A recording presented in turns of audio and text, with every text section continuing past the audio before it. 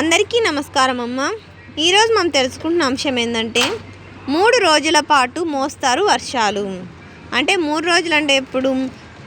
గురు, శుక్ర, శని ఈ 3 రోజుల్లో ఒక మోస్తారంటే ఓ మాదిరిగా వర్షాలు వస్తాయంట.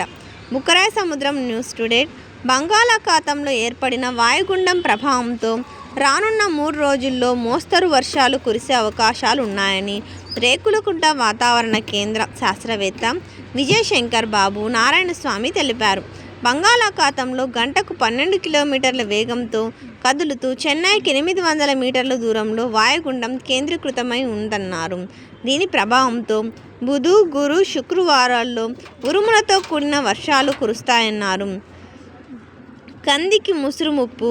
అనంతపురం బంగాళాఖాతంలో ఏర్పడిన అల్పపీడనం వాయుగుండంగా మారడంతో మంగళవారం ఉదయం నుండి ముసురు పట్టింది. చలిగాలులు వీస్తున్నాయి. తేమ శాతం పెరగడంతో కంది పంటపై తీవ్ర ప్రభావం చూపుతోంది. ఇప్పటికీ పూత రాలిపోతుందన్న ఆందోళనలో అన్నదాతలు ఉన్నారు. ఉమ్మడి అనంతపురం జిల్లాలో వేరుశెనగ పంట తగ్గి కంది సాగు విస్తీర్ణం పెరిగింది. మొత్తం 3,46,857 ఎకరాల్లో 3 దశల్లో సాగైంది. ఇటీవల వర్షాలు కురిసింది. పూత రాలిపోయి కొంత నష్టం జరిగింది. మరోవైపు పంటకు విపరీతంగా పురుగు ఆశించింది. ఇప్పటికే మందులు పిచికారీ చేసిన ప్రయోజనం లేకుండా పోయింది. ఈ నేపథ్యంలో వర్ష సూచనలు రావడంతో రైతుల్లో ఆందోళన వ్యక్తమవుతోంది. ఉమ్మడి జిల్లాల్లో ప్రస్తుతం కంది పంట పూత నుంచి కాయ దశకు చేరుతోంది. వాతావరణ పరిస్థితుల్లో పూత రాలడమే కాకుండా పురుగు తీవ్రత అధికంగా ఉందని గమనించారు.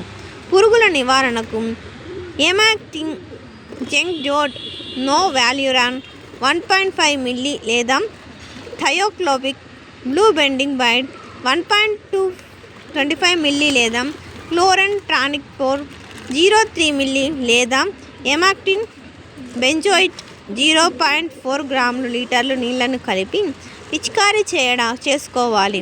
పత్తిలో గులాబీ రంగు పురుగులు ఆశించే అవకాశం ఉంది. ఎకరానికి 8 లింగాకర్ష బట్టాలు ఏర్పాటు చేస్తే తగ్గుతుంది. మొక్కజొన్న పంట కోతలు వాయిదా వేసుకోవాలని అనంతపురం జిల్లా వ్యవసాయ శాఖ అధికారిని ఉమామహేశ్వరి గారు సూచించారు. అందరికీ ధన్యవాదాలమ్మ. ఇంకా మన ఛానల్ సబ్స్క్రైబ్ చేసుకొని వాళ్ళు ఎవరంటే దయచేసి సబ్స్క్రైబ్ చేసుకొని లైక్ చేసి షేర్ చేసి మీ ఫ్రెండ్స్కి రిలేటివ్స్ అందరూ సబ్స్క్రైబ్ చేసుకోమని చెప్పండి. దీన్ని బట్టి ఏం తెలిసిందంటే బుధ, గురు, శుక్రవారాల్లో 3 రోజుల్లో వర్షాలు వస్తాయని చెప్పినారు. అందరికీ ధన్యవాదాలమ్మ. ఇంకా మన ఛానల్ సబ్స్క్రైబ్ చేసుకున్న వాళ్ళు దయచేసి సబ్స్క్రైబ్ చేసుకొని వీడియోని మాత్రం స్కిప్ చేయదురా. ధన్యవాదములు.